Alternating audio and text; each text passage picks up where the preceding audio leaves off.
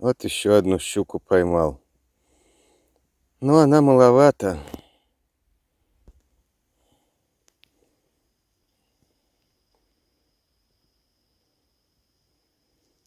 Думаю, что ее надо отпустить. Кажется, это все-таки слишком маленькая щука. Поймается еще, потом другие. А эту, пожалуй, я отпущу. Посмотрим, как она в воде реанимируется. Вроде травмирована не очень сильно. Чуть-чуть за край губы зацепилась. Прыгала.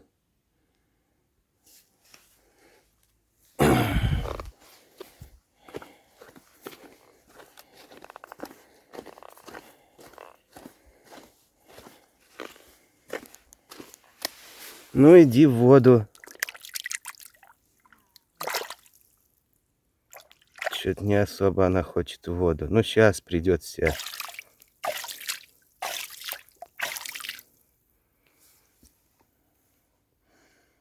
Оклемается. Недолго она была без воды.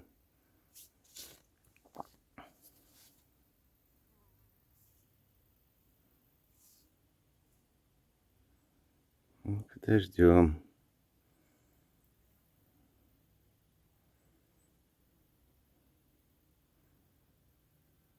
Да, реанимация щуки проходит не очень успешно. Ничего, сейчас она... Я уже знаю, у них такой порядок.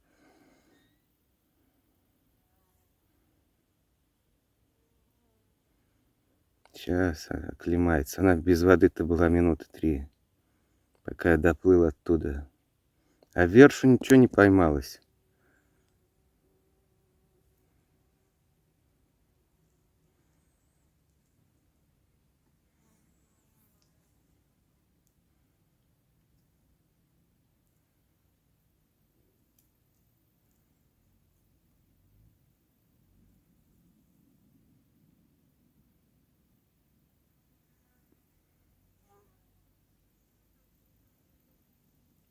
Такие щуки оживают. Это я уж убедился. Попритворяется. Ну, понятно, конечно. Без воздуха, по сути, была. Но ей повезло, что я жарить не стал, а в воду выбросил.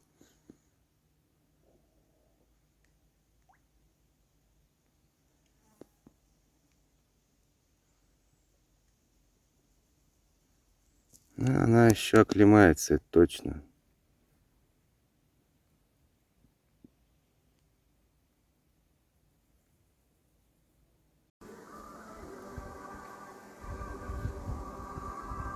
Думаю, картошку сейчас пожарить. Ну и остатки супа разогреваю.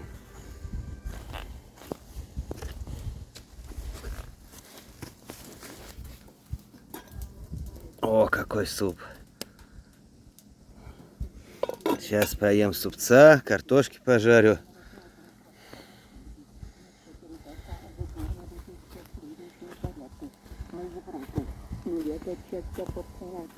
Вот заряжаю тут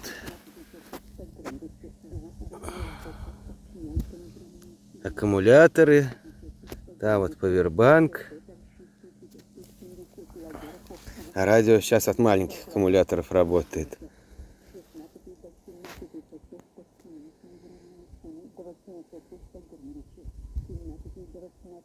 Ну, вот вещи сушатся.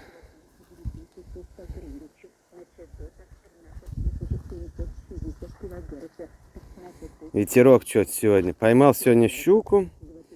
Ну, маленькая она. В общем, я отпустил. Она сначала не хотела реанимироваться. Болтыхалась кверху брюхом. Ну, потом перевернулась и уплыла. Они так делают, я замечал. Буду сейчас картошку чистить. Пожарю картошку, возможно, даже с яйцом. Надо продукты скоропортящиеся использовать. Картошка, она что-то не очень хранится хорошо. Приезжал охотник с ружьем, с ножом охотничьим. Прям в кусты куда-то туда вот.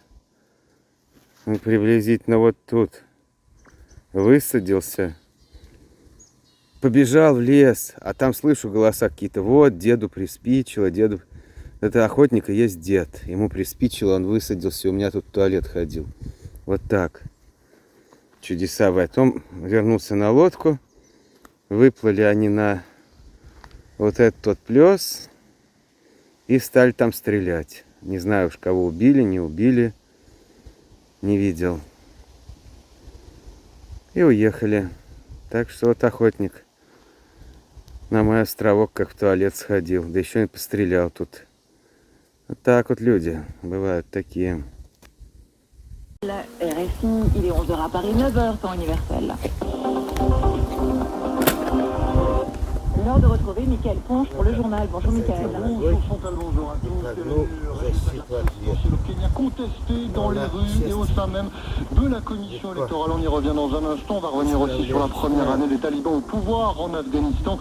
C'était hier l'anniversaire. Les premiers versements d'allocation de rentrée scolaire en France pour les étudiants qui ont le moral en berne. Et puis la suite des championnats d'Europe multisport. Ça se passe à Munich en Allemagne.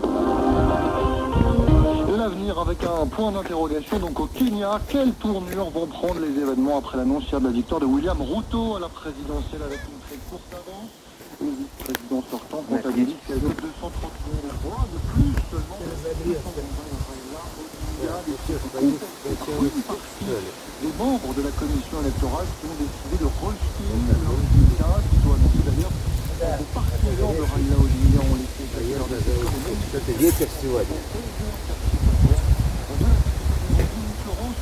Выплыл я на лодке, а там внутри вот такой еле обратно приплыл. D'ailleurs, le cadre de sa coalition, Saïbata Oukanchouri, annonce que le centre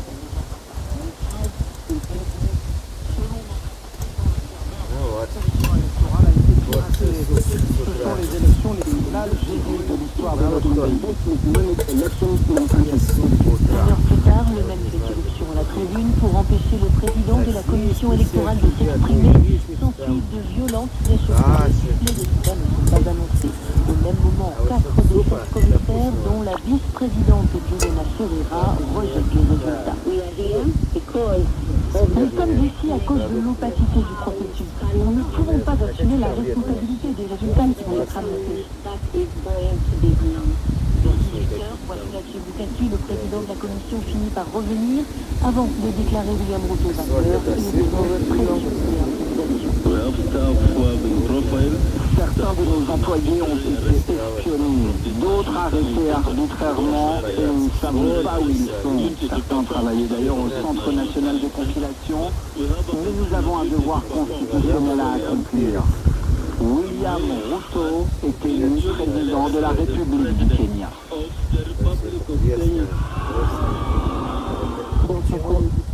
William Ruto salue le président de la commission qui qualifie de héros.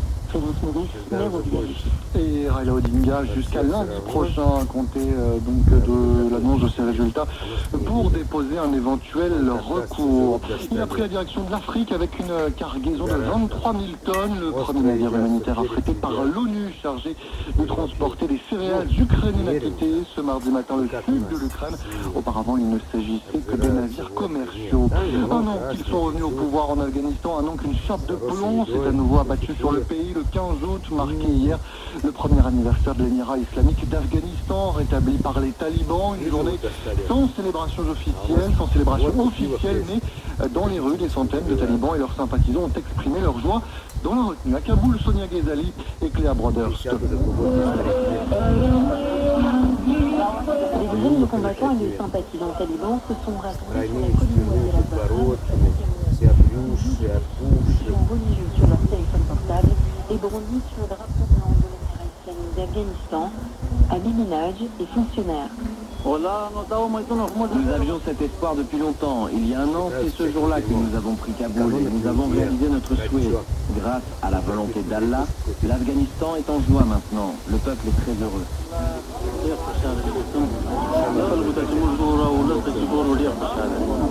Mohamed Rassou, les soldats, il est venu célébrer ce jour anniversaire avec des amis. Avec la grâce d'Allah, nous sommes tous musulmans, donc nous célébrons ce jour dans la simplicité. Nous ne pouvons pas nous permettre de faire de grandes célébrations. Nous faisons la fête selon l'islam. Vous pouvez voir les soldats marcher dans la ville, les drapeaux islamiques flotter. Pour nous, c'est déjà une source de bonheur. À quelques mètres de là, sur le toit d'une maison dans le voisinage, les militants, toujours liés à partie, observent ces scènes de joie. C'est un jour noir pour la bénédiction de cette mère de 3 filles. Quand je me réveille le matin, je ne me sens pas comme avant. Je vois mes filles qui sont là, à la maison, qui ne mettent pas leurs livres dans leur cartable, qui ne se préparent pas pour aller à l'école. Cela me fait sentir tellement mal. Ça me donne encore plus la force de continuer à manifester et à me battre. Quelques instants plus tard, la rue retrouve son calme. Sonia Ghazali, Cléa Brodeur, Kaboul, RFI. Les autorités talibanes ont-elles annoncé des célébrations officielles le 1er septembre, premier jour selon elles, sans aucun soldat étranger présent sur leur sol. On reste en Asie, direction à présent le plateau tibétain, territoire reculé qui n'échappe pas aux conséquences du changement climatique. Selon une nouvelle étude publiée dans la revue Nature, la région qui alimente en eau une grande partie du sud de la Chine et du nord de l'Inde verra au cours de ce siècle ses ressources fortement diminuer, une catastrophe Pagé pour les près de 2 milliards de personnes qui en dépendent. Le plateau tibétain abrite les sources des principaux fleuves asiatiques, entre autres le Mekong, le Brahmaputra, l'Indus et le Yangtze, et les nourris par les moussons. Les chercheurs ont calculé qu'à cause du climat de plus en plus chaud et humide, depuis 20 ans, le plateau perd plus de 10 milliards de tonnes d'eau chaque année. Dans un scénario où les émissions de carbone resteraient à leur niveau actuel jusqu'en 2050, avant de diminuer progressivement, deux bassins fluviaux seraient particulièrement de répondre à près de 80% de la demande actuelle. Ce serait encore pire pour l'Amou Daria, le plus grand fleuve d'Asie centrale. Selon un des auteurs de l'étude, une réduction conséquente des émissions de carbone ces 10 prochaines années limiterait le réchauffement climatique et ce qu'il appelle l'effondrement du plateau tibétain. Pour autant, selon l'étude, même dans un scénario optimiste, les pertes sont inévitables et les gouvernements concernés doivent dès maintenant davantage miser sur d'autres approvisionnements en eau, comme les nappes phréatiques, pour anticiper les pénuries. Christophe Pagé, 4% de hausse pour l'allocation de rentrée scolaire qui commence à être versée aujourd'hui en France.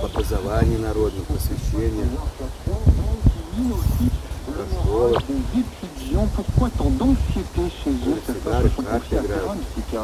Cet été, à la cité universitaire de Paris, beaucoup d'étudiants sont restés pour travailler. Une situation difficile tant les dernières années d'études étaient compliquées. Julien voulait se lancer dans une grande école comme un aboutissement. Mais dans un contexte de crise sanitaire, il a été rattrapé par plusieurs préoccupations.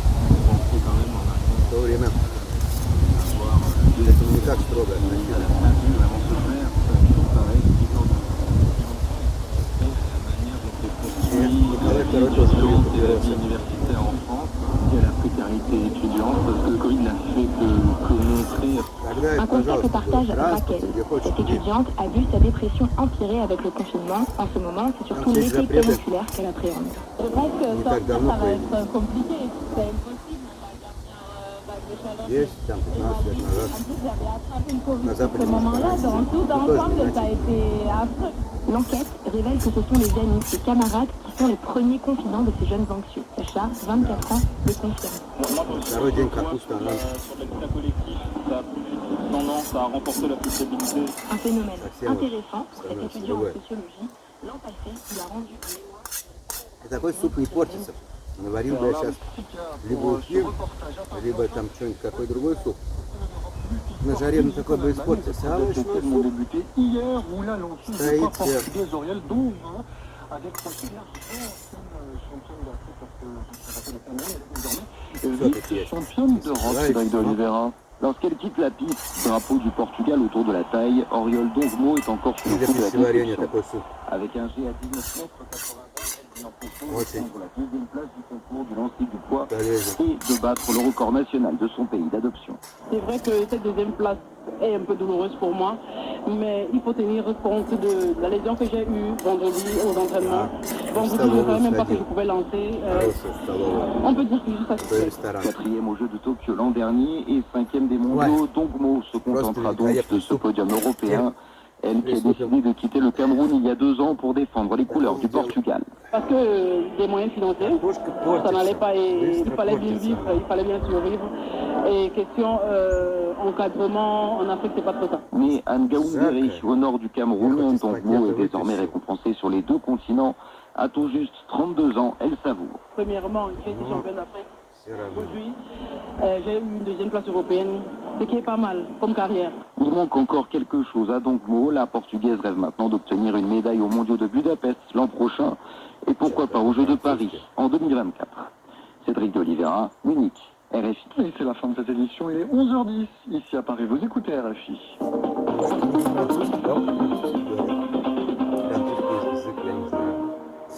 Да никакие я особо не знаю. 7 milliards de voisins. Emmanuel Bastide et ses invités convient 7 milliards de voisins à témoigner et échanger leurs expériences sur l'évolution de leur mode de vie. Aujourd'hui, que révèle notre rapport à l'argent de nous et de la société dans laquelle nous vivons? Даже мы Le свой mentorat собственный est язык la не seule used. solution pour garantir une vraie égalité des chances. Comment s'assurer que la relation fonctionne entre mentor et mentoré? 7 milliards de voisins du lundi au vendredi à partir de 10h10 TU. RFI. Многие вообще там Puis les 20 priorités слов, santé avec половина из Fluo которых Assurance, c'est le матерные, bon и profil все. pour vous accompagner. И есть русский язык. И это самые такие как бы зарубежные, русские. Русского языка нет.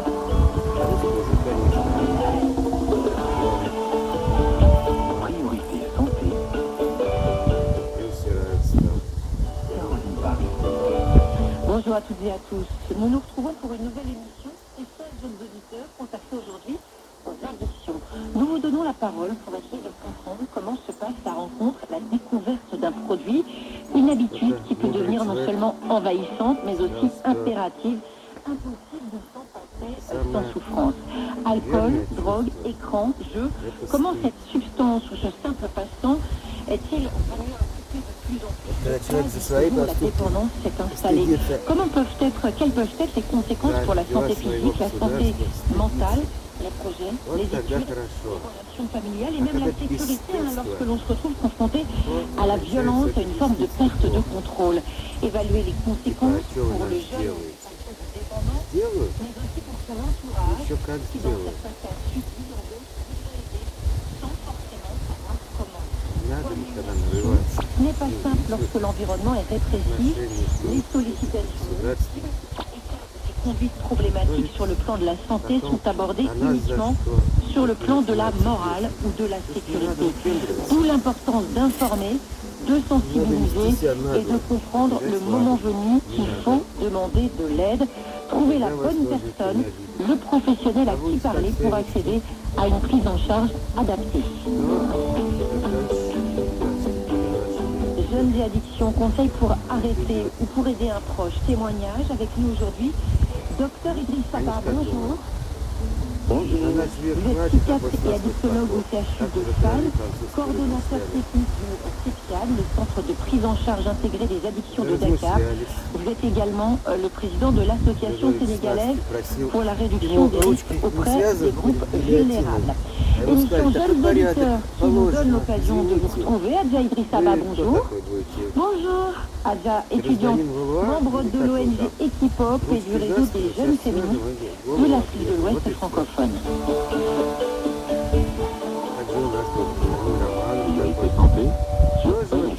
Alors, docteur Bas, ce CEPIAD Dakar dont vous êtes coordonnateur, c'est l'une des rares structures dédiées à cette prise en charge des addictions en Afrique de l'Ouest. Pourtant, cette problématique de l'addiction, elle est bien présente, elle est bien réelle. Au niveau de votre centre, si on s'intéresse précisément à cette population jeune, pour quelle substance est-ce qu'il y a le plus de demandes? Pour quel type de problème vous êtes le plus sollicité? Деятели как бы не жалуют слово совсем. Des jeunes qui А вот viennent просто когда происходит подобные pour diverses produits.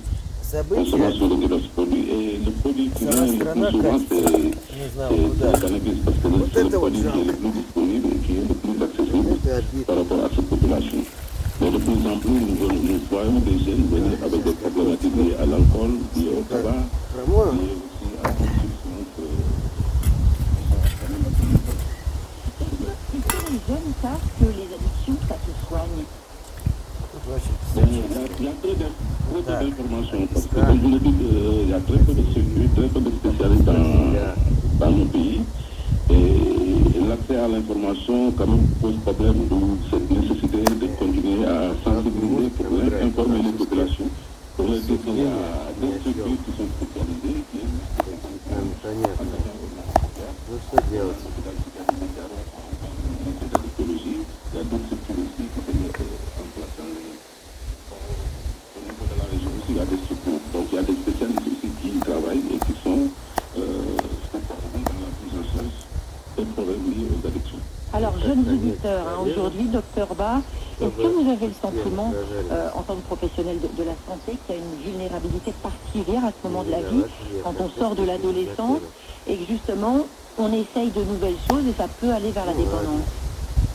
Absolument. En fait, l'adolescence, c'est la période principale où se font l'expérimentation et surtout l'initiation à l'usage des substances psychoactives. Pour plusieurs raisons, parce qu'il y a des facteurs de risque, des facteurs de vulnérabilité qui existent sur le plan psychologique, mais liés aussi au fait de la problématique adolescentaire. Parce que c'est une période où l'adolescent est en quête d'identité, il se cherche, et pour une raison ou une autre, il peut faire la rencontre de substances psychoactives qui peuvent le pousser vers une addiction. Alors justement, quand on parle des jeunes et des addictions, Adja Idrissaba, pas question de stigmatiser la jeunesse, on parle bien de quelque chose de réel, cette période où on essaye des choses, on rencontre de nouvelles personnes, on repousse les limites. Est-ce que c'est un sujet de conversation, de préoccupation entre jeunes, Adja? Et donc c'est un sujet par ignorance aujourd'hui. On se retrouve emprisonné de nos propres ambitions qui ne sont pas mesurées, parce que c'est la mode sur les jeunes. Et donc le sujet, c'est un sujet au quotidien. À partir du moment où nous rentrons au collège, parce que moi je me souviens, quand on était au collège, on avait des amis, quand même, on les appelle la colonie du désert. Ils sont addicts à tout ce qui est drogue et toutes ces substances qui sont néfastes pour leur santé. En classe même, ils se permettent de fumer et de rester dans la mode. Donc c'est un peu ça. C'est quand tu es dans ce monde-là, c'est que tu es... C'est comme si on fait des groupes à part, en fait. Justement, c'est des groupes à part, mais ils se comprennent entre eux. C'est le vrai monde pour eux. Bon, c'est pas ignorant, c'est l'adolescence et tout. Et ils grandissent avec. Donc aujourd'hui, par exemple, la jeunesse, je me dis que c'est la prison totale. Parce que si nous voulons devenir des responsables ou nous voulons réussir et ne pas être dépendant de quelque chose, il faut d'abord que nous soyons indépendants dans notre propre santé, pour notre propre santé. Il ne suffit pas de boire de l'alcool pour tenir un discours, il ne suffit pas de prendre une substance, c'est-à-dire une drogue pour tenir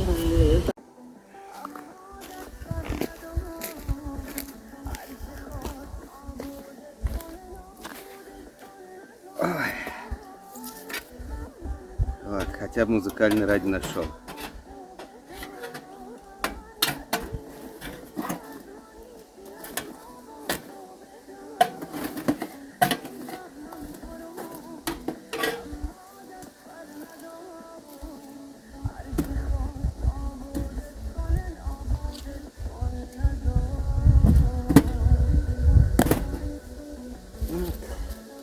Этого, я думаю, мне хватит, чтобы пожарить. Можете чайник еще закипятить.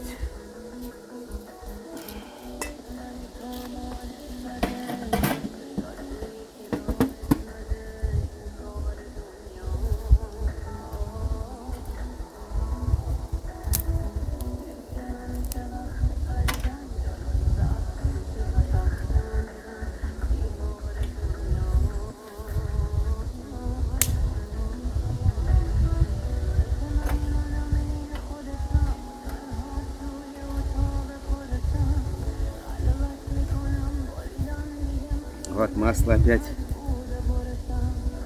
кукурузное. Можно себя побаловать пару раз в год. Вот, живем, работаем, трудимся. А даже масло такое более-менее приличное купить, еще подумаешь 10 раз. Вот. И думаешь, так, зачем я учился много лет? Зачем? Зачем это все? Вот, что масло мне тяжело купить. Но потом думаешь, ну, зато, может быть, не случилось что-то другого плохого. Так, такова судьба.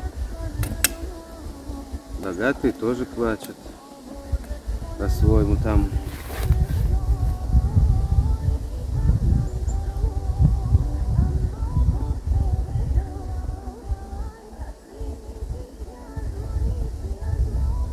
Это радио Фарда, иранское радио Свобода. Что они там говорят, конечно, я не понимаю. Этот язык-то я не знаю.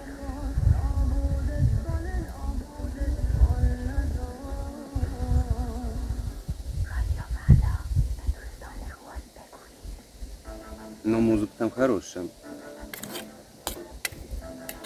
Вот, сейчас пока картошечку надо пожарить. Вроде порезал я ее довольно. Солить сразу нельзя. Но я думаю, это и так всем известно, более-менее. И лук тоже. Некоторые кладут сразу лук. Я считаю, это неправильно. Надо сначала, чтобы картошка пожарилась. Если есть желание, можно лук потом положить. Я вот не знаю, буду класть его, нет. Яйцо, может, добавлю. Забыл я соевый соус там купить. Насташка весной, когда ездил, соевый соус прям очень пошел в тему.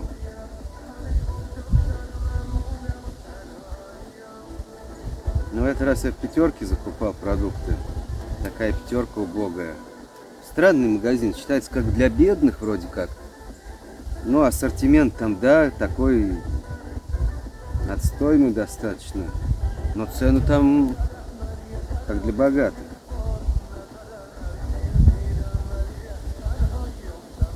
Есть еще такой магазин «Светофор». Там самый-самый вот ниш продается такой вот, ну, low-end. То есть ниже некуда.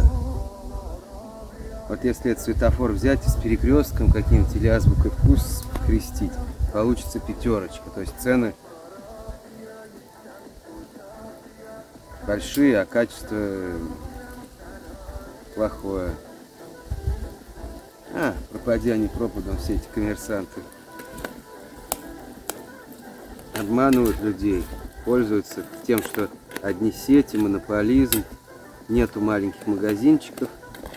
И вот они толкают там всякую дребедень задорого. А потом нам всем рассказывают, а что ж такие бедные, если такие умные? На это индейцы отвечали так, когда им этот вопрос задавали.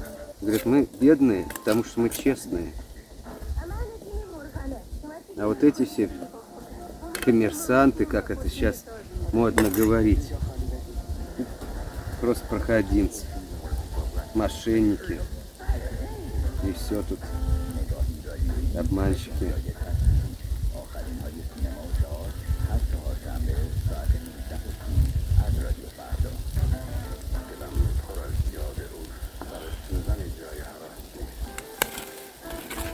Не прилипать. Главная задача сейчас, чтобы она начала обжариваться, но пока тут не прилипает. Не прилипает, и впредь не должна.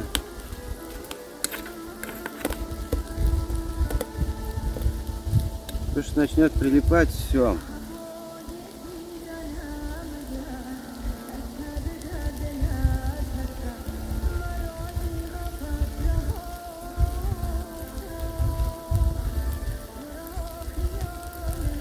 Да, чайничек надо поставить. Сейчас еще пару переворотов. Пока она еще внутри твердая, потом ее уже аккуратно надо.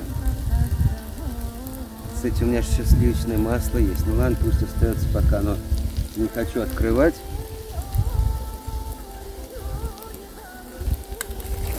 Да. Вот уже начинается пригар.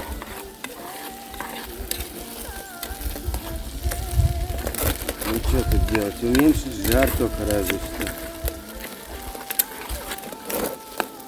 А то от печки прям пышет. Хотя термометр не показывает какой-то особой температуры. Я, пожалуй, ее прикрою.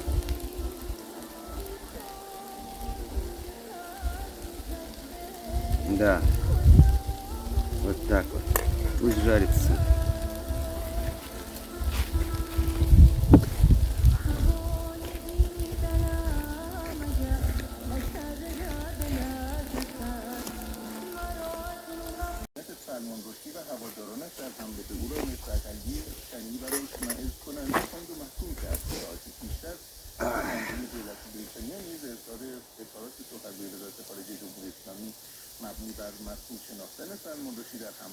Чтоб перец питался и отдал свою силу картошке, можно его сейчас положить.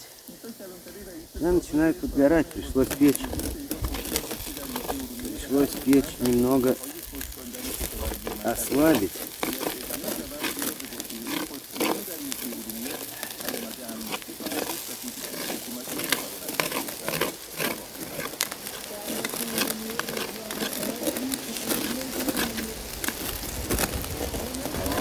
Хороший запах идет.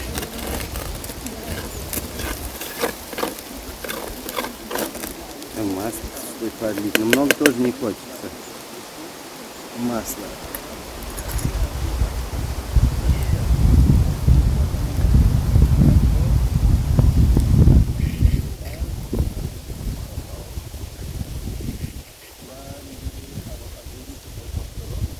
Вот чайничек я сюда поставил. Пусть нагревается тоже.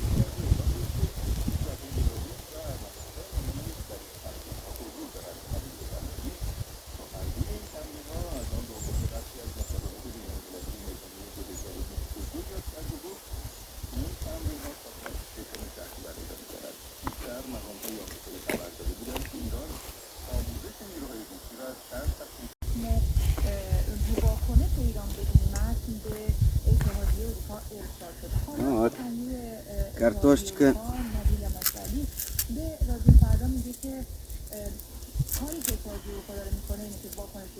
более-менее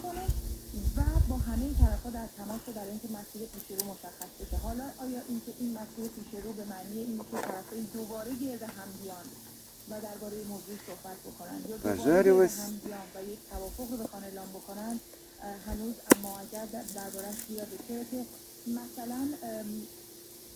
Чеснок. Вот прекрасный ингредиент. Его надо немного. Вес у него небольшой. Пищу улучшает он очень сильно. Конечно, молочную кашу не будешь добавлять чеснок, но лучше обойтись без этих молочных каш, в принципе. Понятно, там в детском саду едят или в доме престарелых. А мы пока еще не в такой ситуации. Это можно и чеснок, и перец. А когда попадем в дом престарелых, вот тогда и поедим молочные кашки. А пока ну их не будем.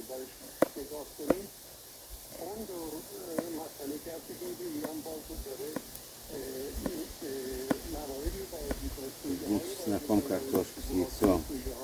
Пищу жирную, сытную. Перцем острым, красным, жгучим. И возрадуемся тому, что мы можем это делать. Что нет язвы, и прочего всего, что препятствует употреблению подобной пищи.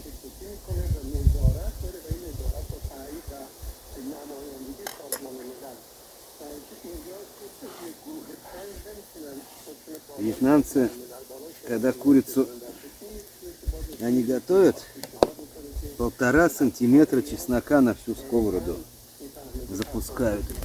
Ой, это уже нормально так пригорело. Вот все равно пригорает почему-то. Почему, непонятно. Кто знает, напишите в комментариях, что сделать, чтобы не пригорало. Оно то пригорает, то не пригорает. Заранее не сообразишь.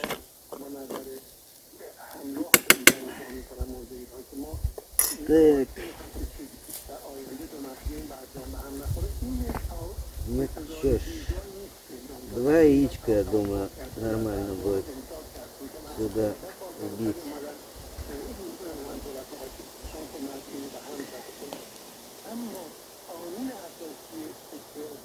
Что это такое?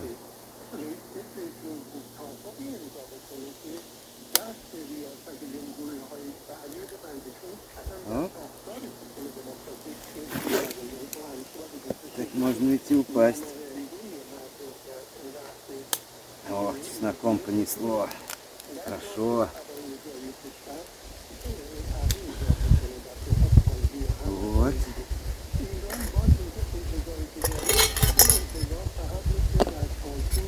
Яичница.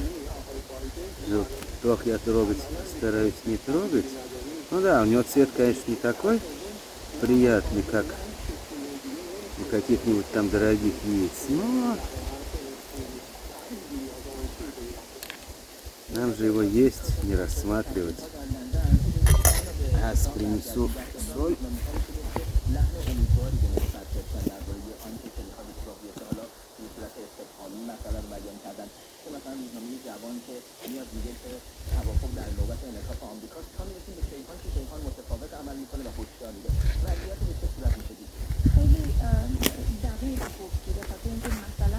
Вот. Теперь уже... О, там чайник, что ли, кипит? Да. Вот оно как.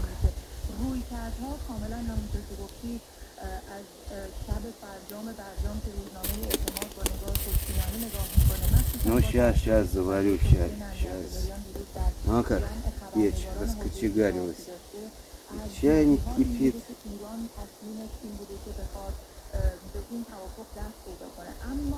باز هم تاکید میکنم اون قسمت امایی که در واکنش تهران به اتحادیه اروپا بوده حالا اون مسئله است که باید پیشی در اروپا میان سه کشور اروپایی و خصوصا در واشنگتن چگونه باهاش برخورد میشه و آیا این باز تبدیل آقای زن بهتون سلام میکنم.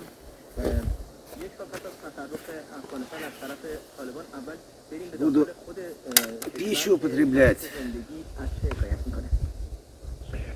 Ох, какой аромат. Чесночком жареным. А желтки, о, как раз как надо они приготовились. Чуть-чуть жидкого и чуть-чуть.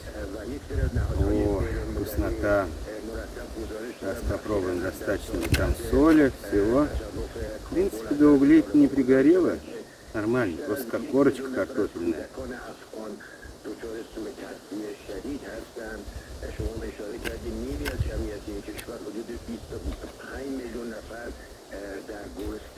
Посолить надо. Я слышал истории, как люди боятся соли. Ой, кто-то там суп пересолил, потом не разговаривают неделю. Бред. Чего бояться соли?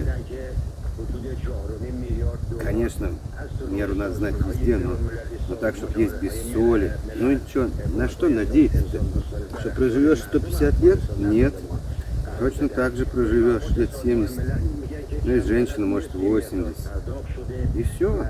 Просто ты эти годы будешь питаться хреново. Всякими пресными, невкусными блюдами. А обмануть никого не получится. Соль, не соль, все равно в гроб. پولها رفته، اما مسئله که الان در روزهای اخیر پیش اومده اوضاع Чем раньше мы это поймем, тем лучше для нас самих. مرکزی افغانستان در ایالات متحده است که نگرانی ها از وضعیت بدتر شدن وضعیت انسانی در این کشور رو بیشتر کرده.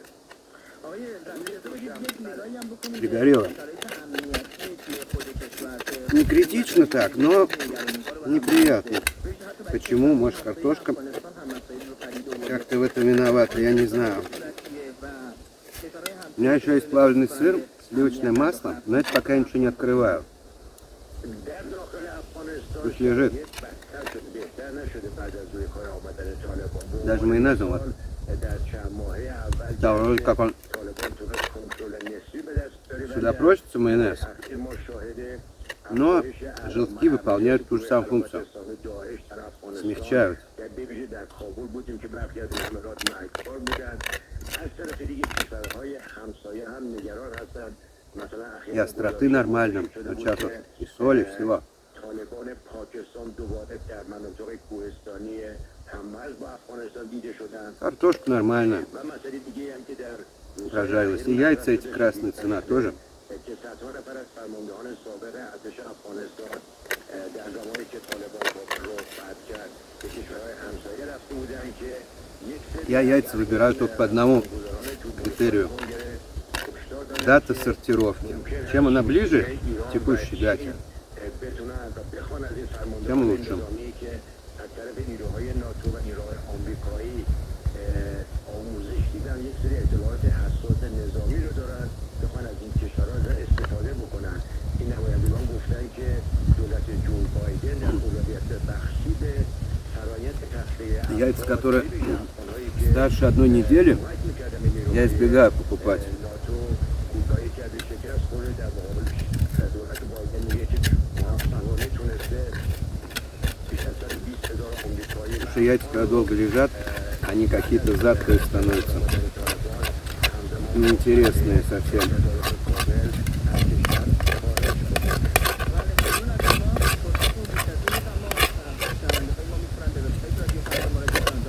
Как правило, со сковороды я не ем.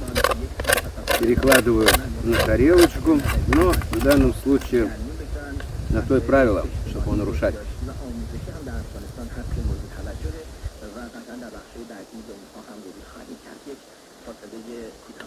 Ветер сейчас, плавать никуда не получится. Можно, конечно, но это будет мучительно. Гребсти там, на месте не остановишься, якоря нет у меня. نگران نباشید. این گفته‌های عبادرضا اسلامی رئیس موزه هنرهای معاصر پس از اینکه حشراتی Поэтому побуду в лагере, буду чилить, отдыхать, там лежать около радио, в теньке. دلاری حرکت می‌کردن. آقای اسلامی گفت که نگرانی در این چیزی وجود نداره. اما من کارشناسان میگن که Первые дни надо войти как бы в ритм такой отдыхательный. Не думать постоянно, а вот то, а вот все, а это, пятое, десятое. Нет, просто вот, что будет, то и будет.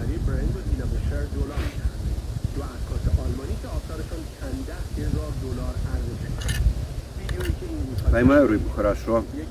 Не поймаю, не беда. این حشرات بید کاغذ هستند که به وفور در خانه‌هایمان وجود دارند، اما می‌توانند به آثار هنری آسیب برسانند و اصولاً نباید در موزه‌ها و نمایشگاه دیده شوند. این آثار هنری در نمایشگاه مینیمالیسم و کانسپچوال آرت تهران نمایش داده شدند. نمایشگاهی که با استقبال کم نظیر علاقه‌مندان آثار هنری روبرو شده.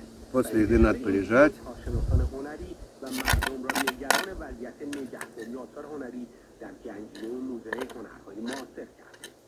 یکی از رادیو بزرگترین послушать. گنجینه‌های آثار هنرمندان غربی که به همت شهبانو فرح پهلوی پیش از انقلاب جمع بندی شده. بعضی از کارشناسان قیمت این آثار هنری را تا 10 میلیارد دلار Тут чем и хорошо, торопиться никуда не надо, بازسازی موزه هنرهای معاصر спешить ни к چему. در همهگیری ویروس کرونا این موزه و سامانه آثار آن در بهمن ماه 1399 راه اندازی شد. پیشتر شایعاتی در مورد فروش بعضی از آثار هنری این گنجینه در دوره مدیریت‌های قبلی Просто наслаждаться. مدیران فعلی موزه گفتند Это всего 2 недели, а потом опять эта гонка дьявольская. اما کارشناسان کارشناسان هنری میگویند شاید این حشرات در همین دوره بازسازی به موزه راه پیدا کرده باشند. سعید فلاحپور کارشناس آثار هنری. Там, кто его знает, может и вообще какие ужасы нас ждут.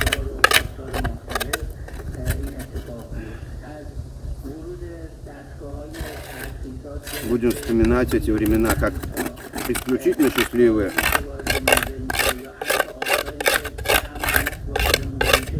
Вот, честно сказать, этому я не удивлюсь. К чему все идет?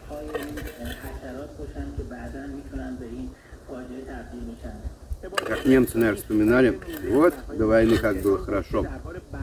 И автобаны, и то, и все. Ну вот потом немножко это самое.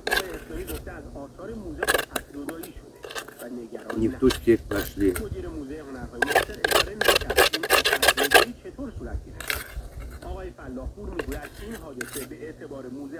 Да. Вот. Очень хорошо. Тут чай заварен. Вот он. Надо еще долить туда кипяточку. Сласть.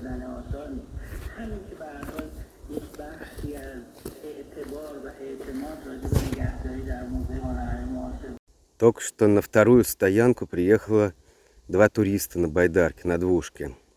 Вот они там ходят где-то вот там. Вот она, вторая стоянка. А я смотрю в трубу, что они там делают. Не знаю, получится ли что-нибудь показать.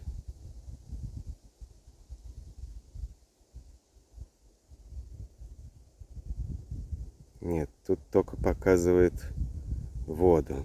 Наверное, чуть-чуть наклонилась труба.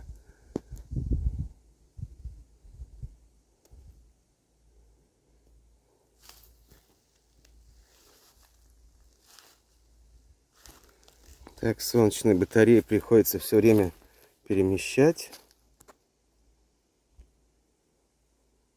И укрепил палатку. Укрепил, потому что были порывы ветра. Я сделал оттяжки. Основные ветра вот с той стороны. Здесь вот бумага с прошлых годов, не разложившаяся.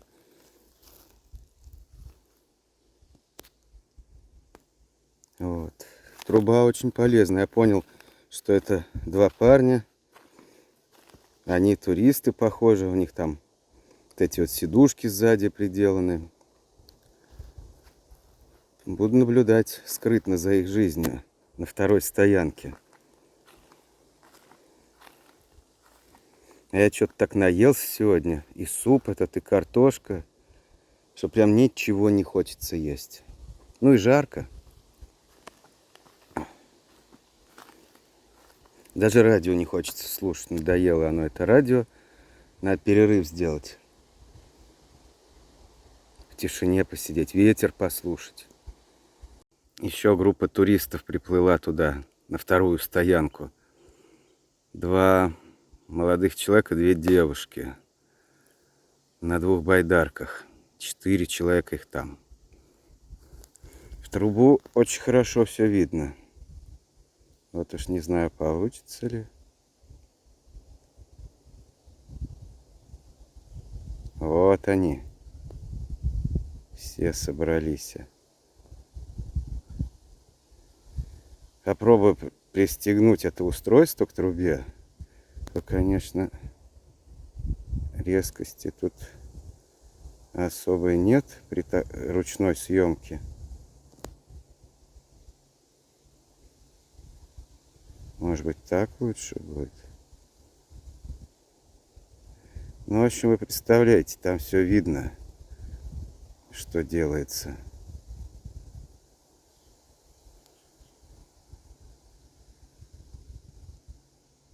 Вот, надо вот так вот настроить.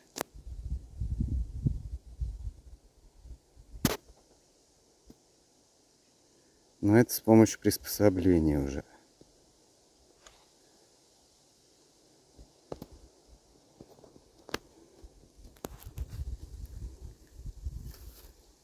Вон там 500 метров до туда.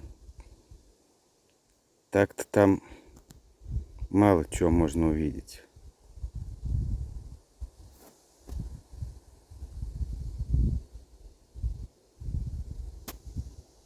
Вот максимум увеличения самого телефона. Ну, какие-то фигурки там видны.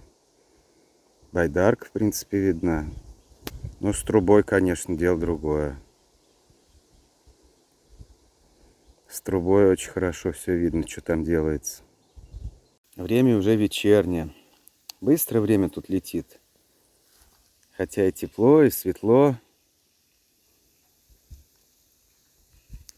Но через 2 часа уже будет темно. Какие-то приехали рыболовы ловить рыбу.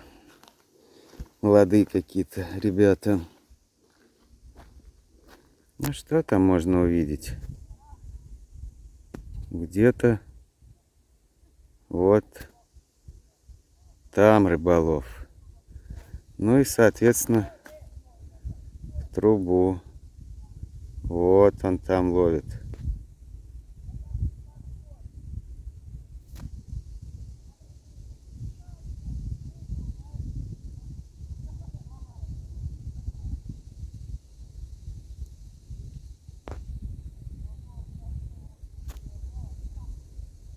Он на якоре стоит, поэтому можно навестись. А я решил приготовить себе рис.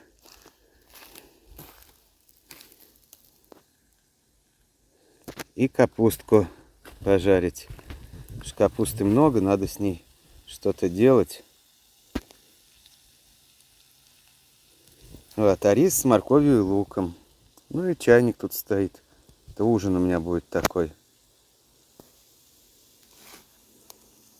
Радио пока не слушаю, отдыхаю.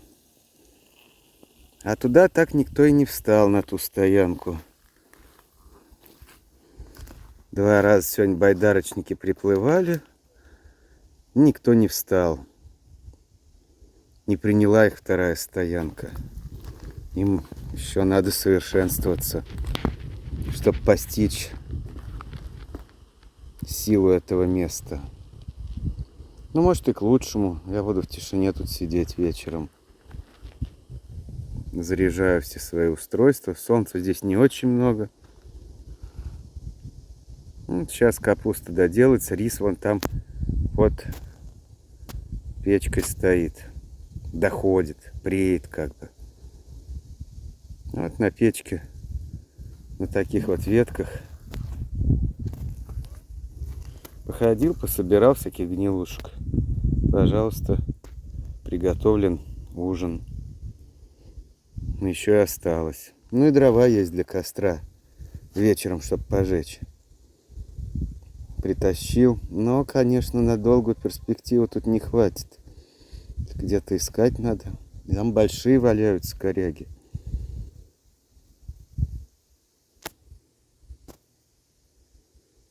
И тени такие большие.